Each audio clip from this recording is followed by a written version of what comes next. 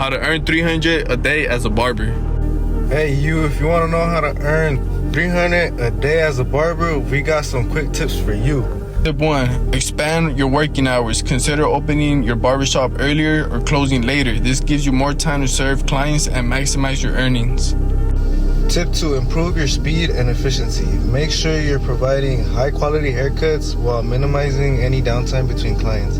This way you can accommodate more clients in a day.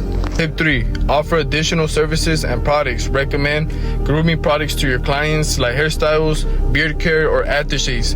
This boosts your revenue per client and increases customer satisfaction. Tip 4. Focus on building customer loyalty. Provide excellent customer service. Personalize each client's experience and listen to their needs. Your satisfied customers will come back and bring in consistent income. Tip 5. This is a key one. You gotta leverage social media. Use platforms like Instagram and Facebook. Showcase your skills, share testimonials, and attract new customers. A strong online presence can significantly boost your visibility and bookings. There you have it. 5 quick tips on how to earn $300 a day as a barber.